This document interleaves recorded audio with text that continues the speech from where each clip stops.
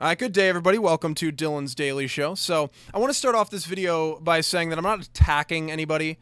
I'm just taking issue with some of the things that have gone on over the last 24 hours that I feel the need to address in this video. So last night, Tomi Lahren made a final thoughts over Kanye West. She was talking about how she isn't taking the Kanye age. She's not going to fall for, his trickery. He's just coming out and supporting the president to promote himself is what she thinks.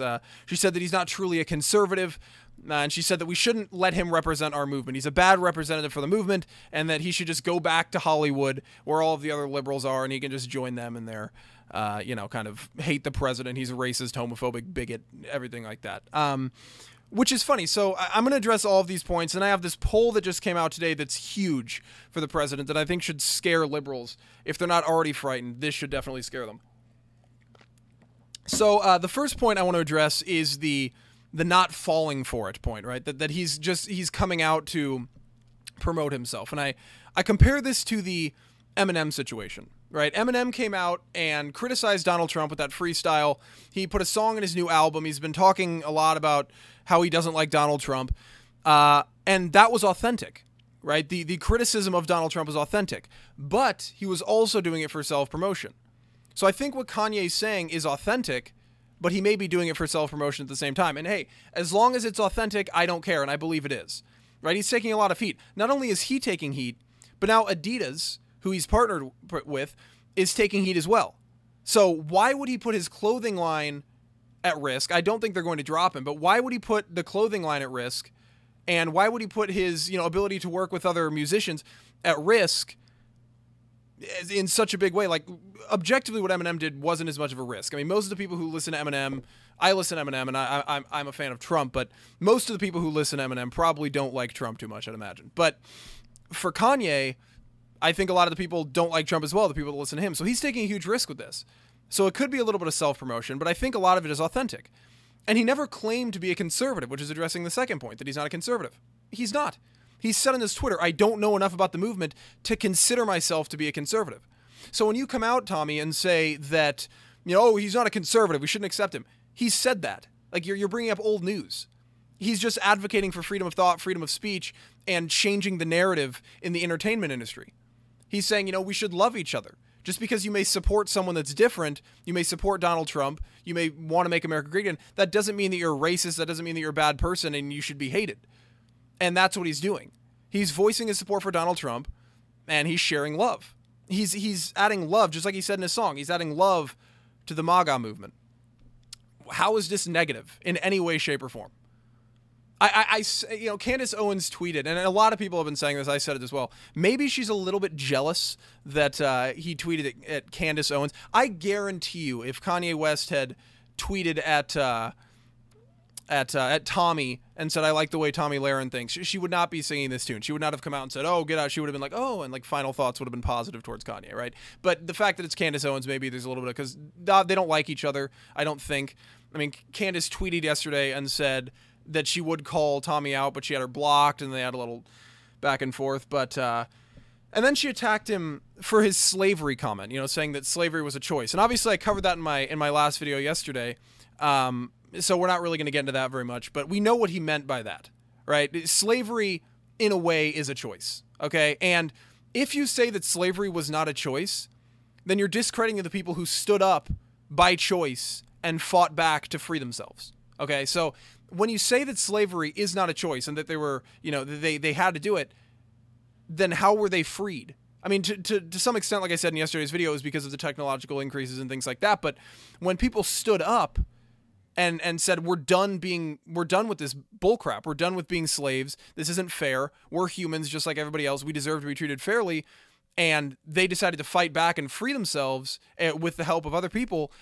Isn't that discrediting what they did if you say that it wasn't in some way a choice? Like, it had to have been a choice to some extent if they made the choice to not be slaves anymore. So that's that. But anyway, why should we stop voicing our support? Why should we not allow people to voice their support for Donald Trump? It shouldn't matter who it is. If anybody comes out and says, I support the president, I love what the president's doing, he's my boy, whatever they say, we should embrace that.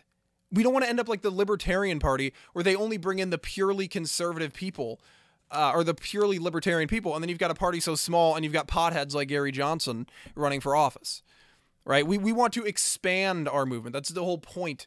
We want to grow, which is happening. And I find it funny that Tomi Lahren is coming out and criticizing Kanye for not being a perfect conservative. She went on The View and said that she was pro-choice. And then she expected everybody to just let that go, that we're supposed to be okay with that, which is fine. A lot of people did let it go. So just because Kanye tweets and says Emma Gonzalez is my hero, or maybe he doesn't have every single conservative ideal that you would like him to have, doesn't mean that we should push him out of the movement or force him to stop supporting Trump or whatever it is that you want to do. I don't know exactly what you want to do. You didn't make that clear. You were just kind of ranting, but you didn't make it clear exactly what you wanted him to do. But why? Right? Like, should we have pushed you out of the movement when you said you were pro-choice? No. A lot of people wanted to, but we didn't. We allowed you to stay in. Not that it's even a choice. You're conservative or you're not, but, we didn't completely push you out. I mean, you're doing very well for yourself. You have a job at Fox News and everything of that nature. No one's asking Kanye to be the face and, like, replace, at the head of the GOP party. Like, no one's asking for that. We're just saying that we should allow this guy to support the president, that this is good. And it objectively is. A new poll from Reuters came out, and support among African Americans between April 22nd and April 29th jumped for the president, approval rating for the president, from 11% to 22%. All right, now that may not seem like much, but we'll get to why that's significant in a minute. So 11% to 22%. Then with black men, support jumped from I can't read that. To 16.5%. I can't read my own handwriting. 8.9% to 16.5%. Just since the 22nd to the 29th. That's since Kanye came out. Now, that's Reuters, and they lean left. Right now, they have Trump's approval rating at 42% overall with all people. So they aren't very fair when it comes to Donald Trump. They definitely lean left. It's not like Rasmussen. They have him at 50%, but they lean left. Now, the mixed feelings, this is also significant. On April 22nd, it was 1.5%. This is among African Americans. And April 29th, it was 7.1%. Now, let's step back for a second, and this may seem small, but elections are won by small margins, right? Hillary lost the election because people didn't vote in Detroit. And in Wisconsin and Michigan, in these states, people didn't vote for Hillary Clinton. He was able to break the blue wall. Trump was. That's why he won the election.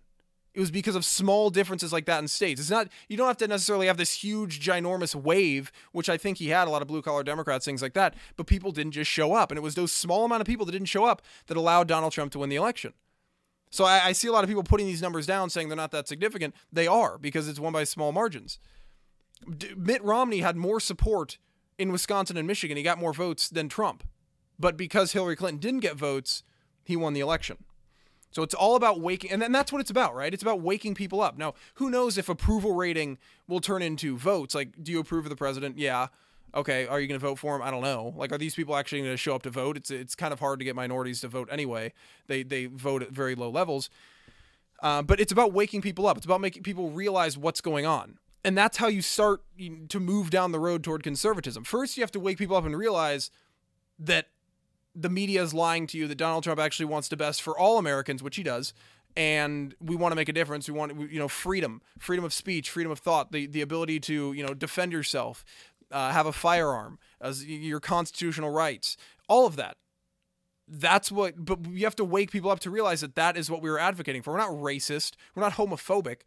Right. But that's the narrative around the conservatives that's coming from the left and from the mainstream media. So once you start waking people up and realizing, hey, maybe the conservatives aren't so bad after all, then you can start to bring more people into the movement. And that's what we want. It's a slow process. That's what we're working towards. And that's why it's so important that we have people like Kanye. We have people like even Tomi Lahren. I think she's going to be a strong woman. Candace Owens, an African-American woman. Like these people are good for us. They're good for our movement. Anybody that we can get.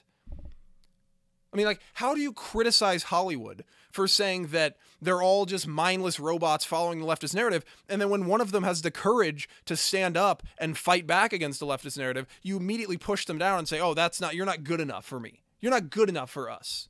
How do you think that makes us look? If he's coming out and saying love, the conservatives are all about love, and then Tomi Lahren comes out and she's like, you're not good enough.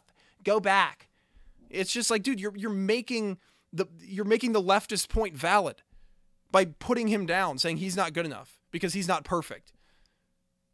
He's not perfect, and neither are you, Tommy, and neither am I. Nobody's perfect. But that doesn't mean we should push people out of our movement. That just means that, you know, there are going to be people who aren't perfect. Trump wasn't a perfect conservative, yet you supported him. You know, Trump came out with the grab him by the grab him by the area video, not cursing, grab him by the area video, and we all knew that wasn't good, but we still supported him, right? We didn't just drop him and replace him in the election. Like, we still supported him. So I just wanted to make this video because I think it's something that really needs to be addressed. That, you know, it doesn't matter who comes out in support of Donald Trump. We need them. And the poll from Reuters that I was talking about earlier, showing that his support is growing, I think proves my point to an even further extent. That, you know, the more the merrier. If you can get imagine if Kanye West made that little of a difference, and we'll have to see as the weeks continue if the poll numbers change, which I'll keep you guys updated on. But if Kanye West made that much of a difference in that short of time, then imagine what would happen if we got more celebrities coming out. Justin Bieber on his story today was like, we may not agree politically, but I still love you. That's big.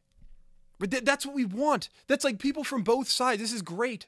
People from both sides, a liberal and a conservative, instead of bashing it out, or not even a conservative because he's not, but someone who thinks freely and someone who's a liberal, you know, coming out, and instead of saying, you know, screw you, whatever, like Snoop Dogg is, big idiot, at least, you know, Justin Bieber is saying, look, I love you, much love, and Kanye is saying, love you too. Like, this is good. Kanye West, John Legend hanging out. John Legend hates Trump, but, you know, Kanye West is bringing people together. This isn't doing the movement any harm.